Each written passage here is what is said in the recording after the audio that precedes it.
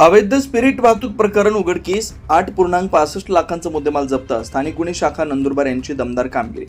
नंदुरबार जिल्ह्यातील धडगाव तालुक्यात स्थानिक गुन्हे शाखेनं धडक कारवाई करत अवैधरित्या स्पिरिटची वाहतूक करणारे इस्माला अटक केली.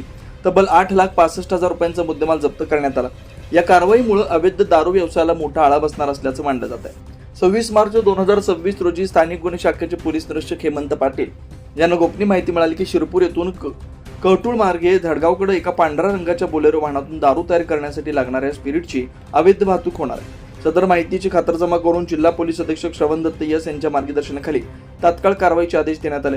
यानुसार स्थानिक गुन्हे शाखेच्या पथकानं शहादा शहरातील मामाचे मुहिदा चौफुली परिसरात सापळा रचला. काही वेळात संशयित बोलेरो वाहन क्रमांक MH04 ES 9651 येताना दिसतात पोलिसांनी वाहन अडवून तपासणी केली.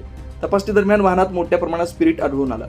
पोलिसांनी वाहनातून तब्बल 550 लिटर स्पिरिट जप्त केलं. वाहनाचा एकूण 8,65,000 रुपयांचा मुद्देमाल ताब्यात घेण्यात आला. या प्रकरणी वाहनातील वसंत कुसाल पावरा वय 26 राहणार बेलगाव पोस्ट चिखली तालुका धडगाव जिल्हा नंदुरबार यास अटक करण्यात आली. त्याचा एक साथीदार अंधाराचा फायदा घेत घटनास्थळावरून फरार झाला असून त्याचा शोध सुरू आहे. या घटनेप्रकरणी शहादा पोलीस ठाण्यात गुन्हा रजिस्टर क्रमांक 342/26 अन्वये महाराष्ट्र दारूबंदी कायदा कलम 65 अ.इ. 81 व 83 अंतर्गत गुन्हा दाखल करण्यात आला.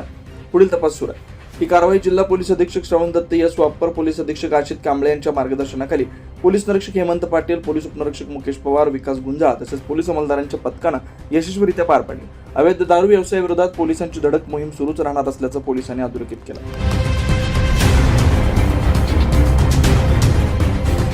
24 लाईव्ह महाराष्ट्र न्यूजसाठी संजय पराडके, धडगाव.